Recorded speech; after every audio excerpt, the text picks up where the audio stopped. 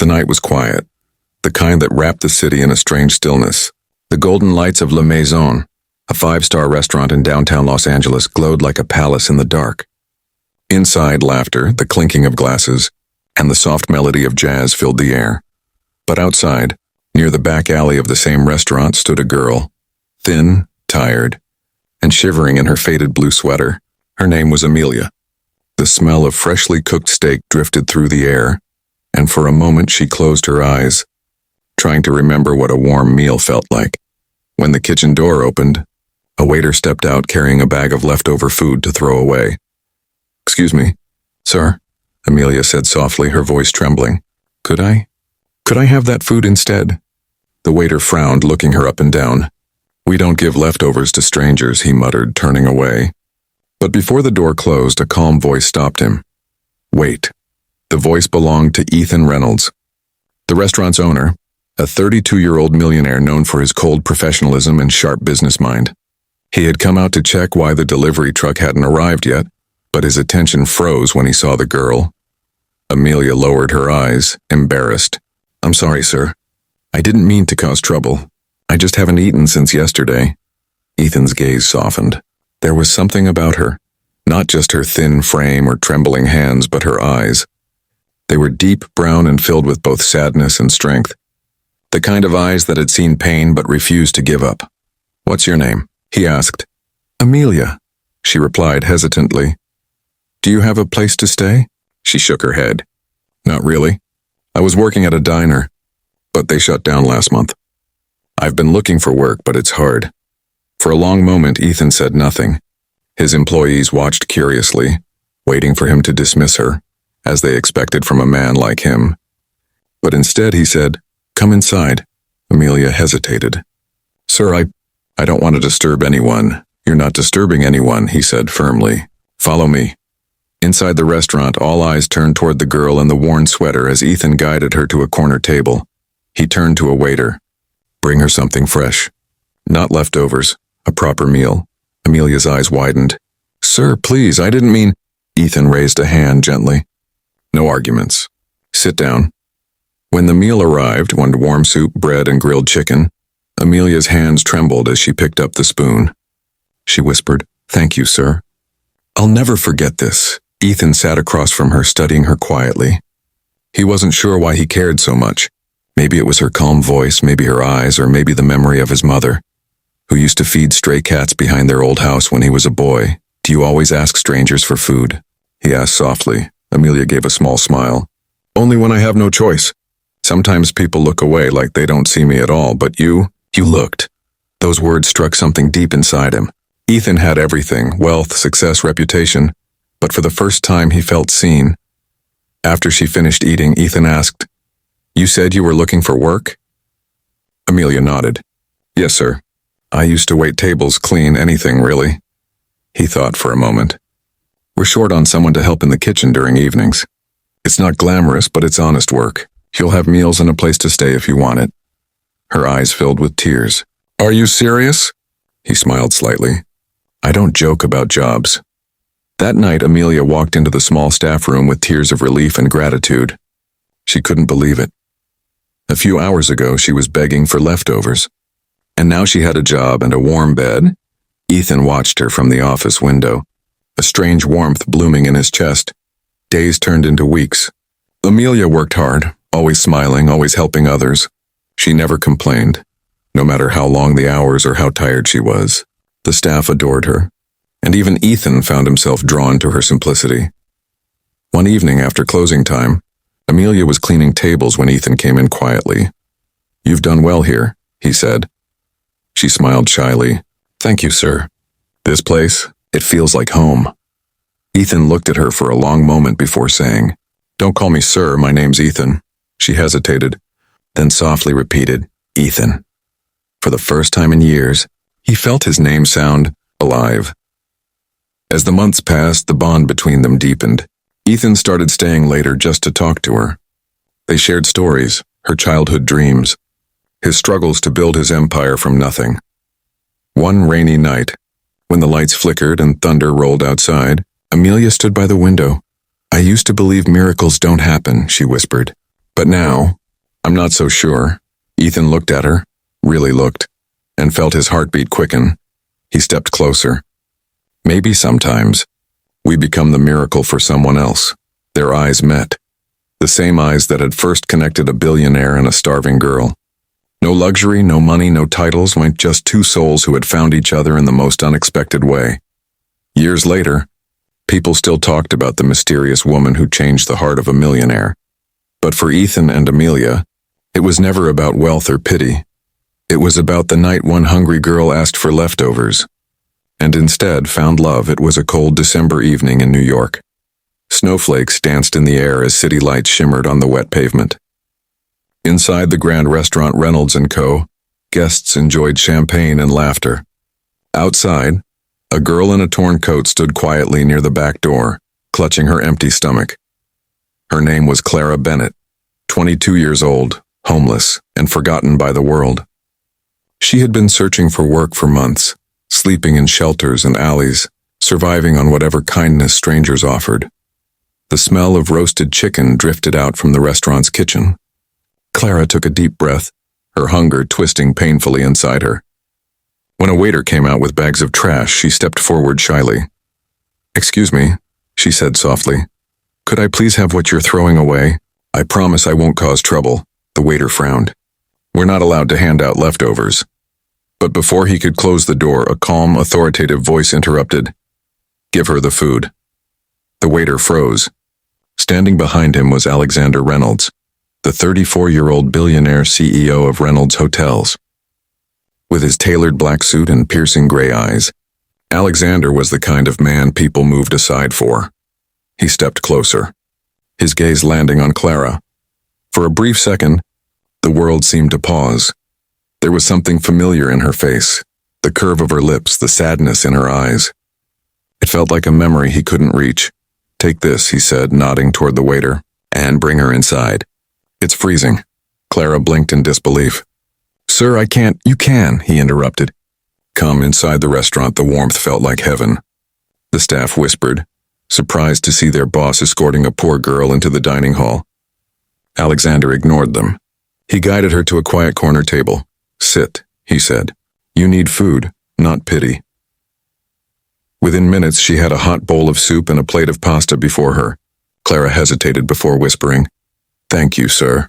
I'll never forget this kindness." Alexander studied her carefully as she ate. The delicate way she held the spoon, her quiet manners, her soft accent. Something about her didn't fit her situation. When she finished, he asked gently, "What's your story, Clara?" She sighed. "My mother died when I was young. I was raised by a woman who told me my real family wanted nothing to do with me. I never even knew their names. I left home at 18 and, well, life hasn't been kind." Alexander's expression changed subtly. A strange feeling stirred inside him. Curiosity mixed with something deeper. "What was your mother's name?" he asked. For a moment his heart stopped. It had been years, but he remembered it. His father, Richard Reynolds, used to talk about a woman named Eleanor, a kind, beautiful woman he loved before his arranged marriage. A woman who disappeared suddenly and took something with her. Alexander's pulse quickened. Could it be? No, it couldn't. But her eyes, those eyes, looked exactly like his father's. He leaned forward slowly. "Clara, do you have any photographs of your mother?" She nodded and pulled out a worn photo from her coat pocket. The picture showed a smiling young woman holding a baby. Alexander took the photo and his breath caught. He knew that face. It was the same woman who appeared in an old photograph his father had hidden in a drawer, the one he had once called the love of his life. Alexander looked up, his voice barely steady. "Clara, I think you might be my sister." Clara froze, blinking in confusion. What? My father's name was Richard Reynolds. He knew an Eleanor Bennett, the woman in this picture. She disappeared before I was born. He told me once that she left with his child, but as he showed her a photo from his phone, an old image of his father, Clara gasped. "That's him. That's the man in my mother's diary." Tears filled her eyes as the truth sank in. All these years of loneliness, hunger, and struggle. And the man standing before her wasn't just a stranger. He was family.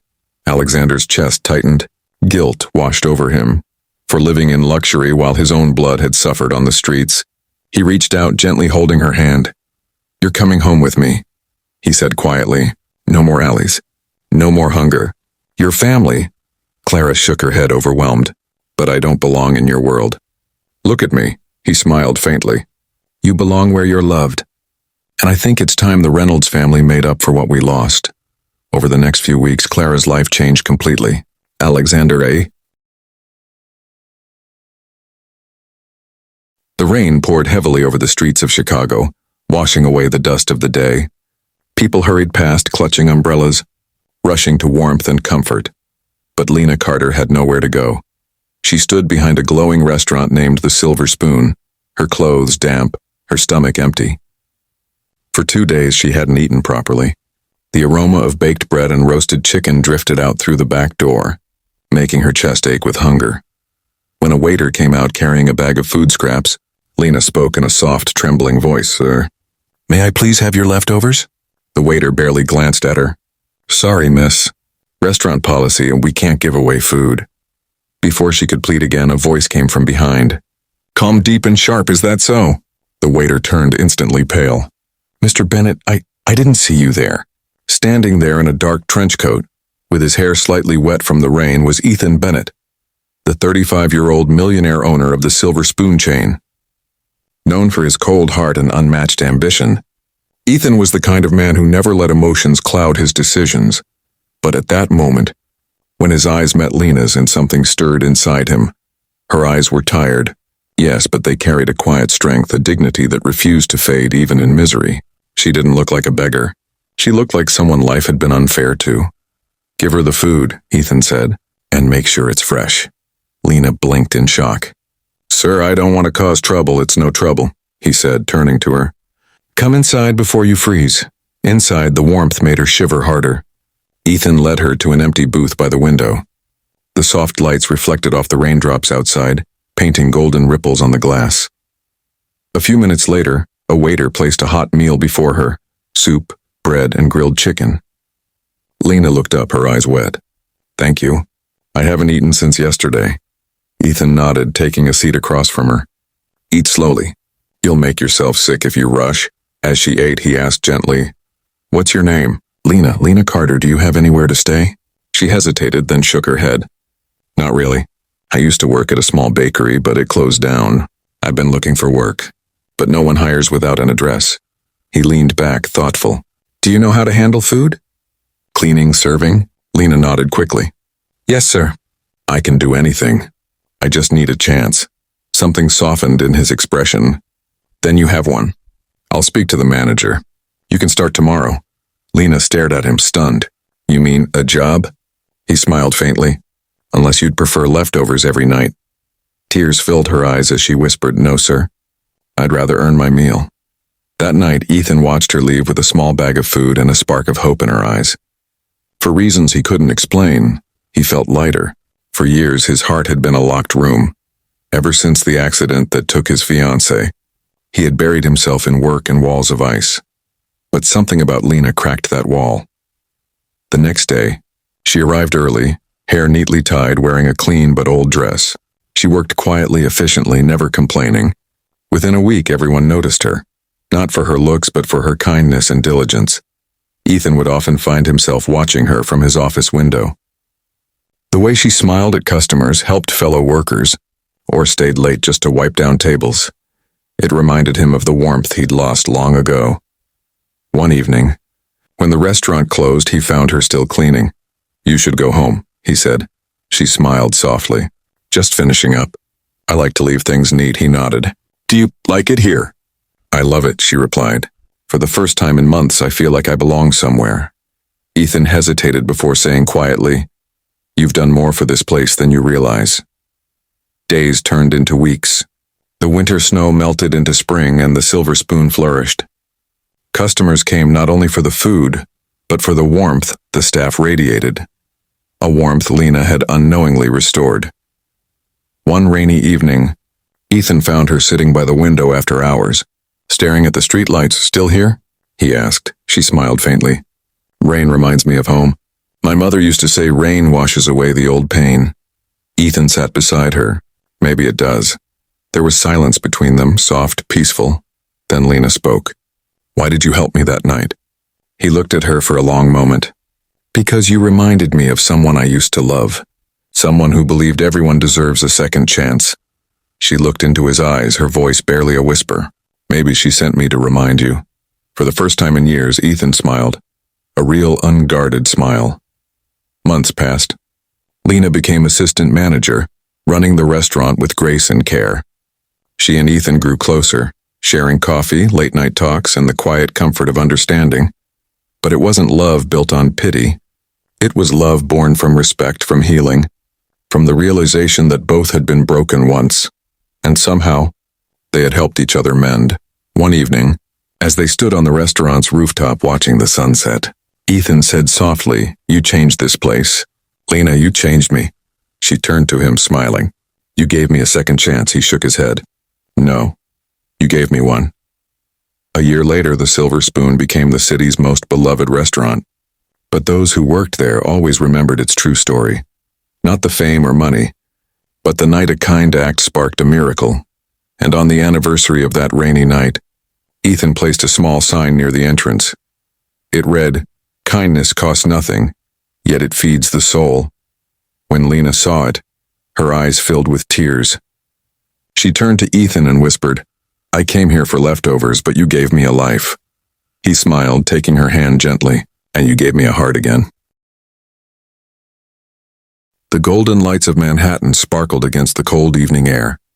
At Le Chateau, the city's most exclusive restaurant, a charity gala was in full swing. Diamonds shimmered, champagne flowed, and laughter filled the marble halls. But outside, near the restaurant's back alley, stood Isabella, a girl in a worn-out brown coat, her hair messy from the wind, her eyes filled with quiet dignity. She hadn't eaten in 2 days. The smell of food drifting from the kitchen made her stomach ache. When the back door opened, she saw a man in a tuxedo handing a bag of leftovers to the trash collector. "Excuse me," she said softly, her voice trembling but polite. "Sir, may I please have your leftovers?" The man frowned, ready to shoo her away, but before he could speak, another voice interrupted. Deep, commanding, yet gentle, "Give it to her." Everyone turned. It was Adrian Blake, the billionaire owner of the restaurant chain and the host of the evening gala. Known for his charm and ruthless business style, Adrian wasn't the kind of man who let emotions interfere with his image. But when he saw Isabella, the exhaustion in her face, the quiet pride in her eyes, something in him shifted. He took the bag himself and offered it to her. "Here, but this isn't fit for you. Come inside. I'll get you something fresh." Isabella shook her head quickly. "No, please, sir. I don't want to cause any trouble. Just the leftovers are fine." Adrian smiled faintly. "You're not causing trouble. You're reminding me what humanity looks like."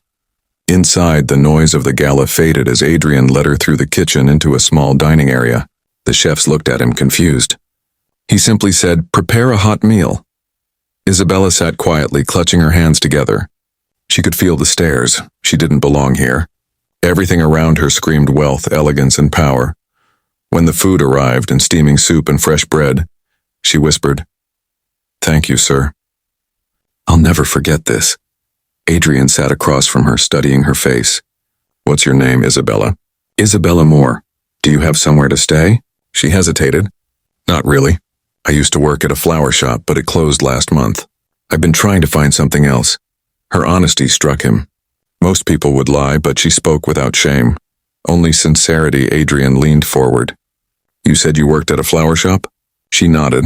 "I have a private garden at my estate. The flowers there have been dying since my last caretaker left. How would you feel about looking after it?" Isabella's eyes widened. "You'd hire me?" The next day, Isabella arrived at his mansion, a sprawling estate surrounded by gardens and fountains. The flowers indeed looked lifeless, as though waiting for her touch. She worked quietly and diligently. Every morning, Adrian would find her kneeling among the roses, whispering to them as she trimmed and watered. Within weeks, the garden began to bloom again, colors and fragrances filling the air. Adrian often watched her from his office window. There was something different about her. She wasn't impressed by his wealth or the luxury around her. She smiled at little things and a bird's song, A sunrise, the scent of jasmine one afternoon. He walked out to where she was planting new tulips. "You've brought life back to this place," he said. She looked up and smiled. "Sometimes all something needs is a little care." He paused. "You could say the same about people." Their eyes met. A spark, soft yet powerful, passed between them. Days turned into weeks. Isabella's presence brought warmth to Adrian's cold mansion. They began having coffee together in the garden, talking about simple things, books, dreams, and the kind of peace money couldn't buy. One evening, after a long business day, Adrian found her sitting by the fountain under the stars. "Why don't you ever ask for anything?" he asked suddenly. She turned to him, puzzled. "What do you mean?" "Everyone I know wants something, and money favors power. But you never ask." Isabella smiled softly. "Because I already have more than I had before. A place to stay, food to eat, flowers to care for. That's enough." Adrian looked at her, stunned by her simplicity. "You're extraordinary, Isabella." She laughed quietly. "No, sir. I'm just grateful." Weeks later, Adrian hosted another charity event at his mansion. The richest people in the city attended, and among them, Isabella moved gracefully, helping arrange the flowers she had grown herself. When one of Adrian's wealthy guests sneered, "Where did you find such help?" "A street girl?" Adrian's voice cut through the air, calm but sharp. "She's not help. She's the reason this house feels alive." The room fell silent. Isabella's cheeks flushed, her eyes glistening. Later that night, she found him standing by the garden. "You didn't have to defend me," she said softly. He turned toward her. "Yes, I did. You've reminded me that value isn't measured in money or status." A soft breeze rustled the flowers as their eyes met again. "Isabella," he said quietly, stepping closer, "the first time I saw you, you asked me for leftovers." She smiled faintly. "And you gave me a meal?" He shook his head gently. "No, I gave you food. But you gave me something far greater, purpose." Months passed. Their bond deepened into something that defied labels. Friendship, admiration, and finally, love. Adrian wasn't the man he used to be. Cold, distant, untouchable. Isabella's warmth had melted away his loneliness, and in return, he had given her a world that respected her for who she was, not where she came from. One morning, as they stood among the blooming roses, Adrian took her hand. "I used to think love belonged only to people of my world," he said softly. "But I was wrong. Love doesn't care about wealth or class, it just finds you." Tears filled Isabella's eyes. "And sometimes," she whispered, "it finds you when you're asking for leftovers." He smiled and drew her close. "And turns it into forever. Love doesn't recognize wealth, status, or power. It sees the heart. One kind act can turn a moment of charity into a lifetime of connection."